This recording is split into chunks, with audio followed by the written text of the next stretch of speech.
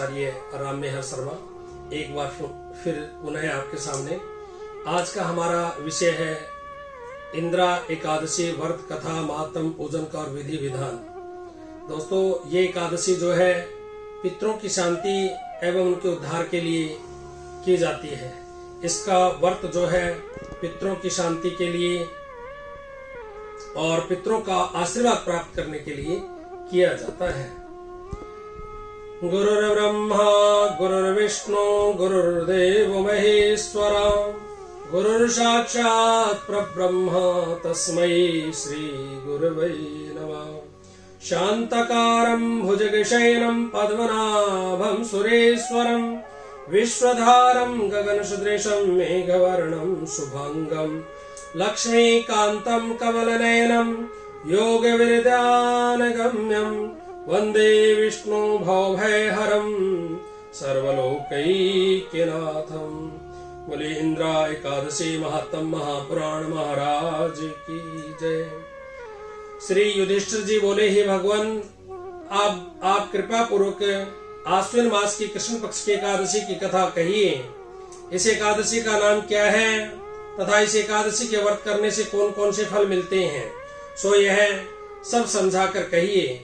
इस पर श्री कृष्ण भगवान जी बोले, हे राजश्रेष्ठ, आश्विन मास की कृष्ण पक्ष की एकादशी का नाम इंद्रा है। इस एकादशी के व्रत करने से समस्त पाप नष्ट हो जाते हैं तथा नरक में गए हुए पितरों का उद्धार हो जाता है। हे राजन, इस एकादशी की कथा के सुनने मात्र से ही वाजपेय यज्ञ का फल प्राप्त होता है। प्राचीन सतयुग में महिष्मती नाम की नगरी में इंद्रसेन नाम का प्रजापति राजा राज्य करता था। एक समय जबकि राजा अपनी राजसभा में सुखपूर्वक बैठा था, महर्षि नारद आकाश मार्ग से उतरकर वहां आए। महर्षि नारद से बोले, हे राजन, आपके राज्य में सब कुशल है। मैं आपकी धर्मपरायणता देखकर अत्यंत प्रसन्न हूँ। जब राजा बोला, हे महर्षि, आपकी कृपा से मेरे राज्य में सब कुशल पूर्वक है।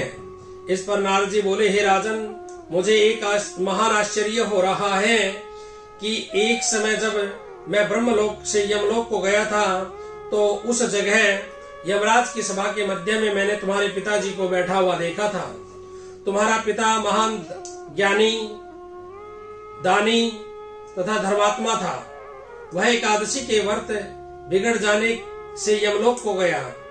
तुम्हारे पिता ने मुझसे तुम्हारे लिए एक समाचार भेजा है, यदि तुम मेरा पुत्र इंद्रसेन आश्विन मास की कृष्ण पक्ष की इंद्रा एकादशी का व्रत करे और उस व्रत का फल मुझे दे दे तो मेरी मुक्ति हो जाए।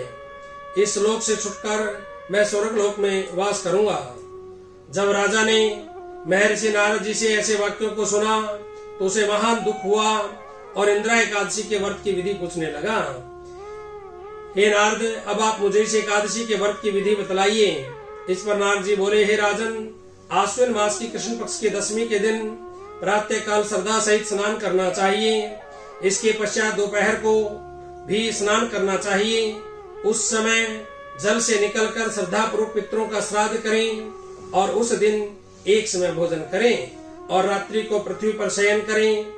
इससे दूसरे दिन अर्थात एकादशी के दिन प्रातः काल दातुन करें और स्नान करें। इसके पश्चात भक्ति पूर्वक व्रत को धारण करें और कहना चाहिए कि मैं आज निराहार रहूंगा और समस्त भोगों को त्याग दूंगा। इसके पश्चात कल भोजन करूंगा। हे भगवान, आप मेरी रक्षा करने वाले हैं, आप मेरे व्रत को निभाएं। इस प्रकार आचरण करके दोपहर को शालिग्राम की मूर्ति का भोग लगावें।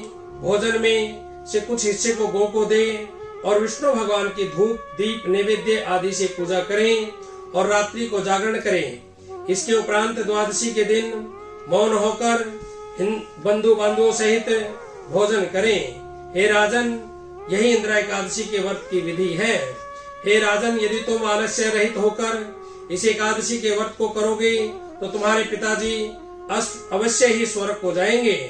महर्षि नारद राजा को जब उपदेश देकर अंतर ध्यान हो गए तो राजा ने इंदिरा एकादशी के आने पर उसका विधि पूर्वक व्रत किया। बंधु बांधवों सहित इस व्रत के करने से आकाश से पुष्पों की वर्षा हुई और राजा का पिता यमलोक से गरुड़ पर चढ़कर स्वर्ग को गया।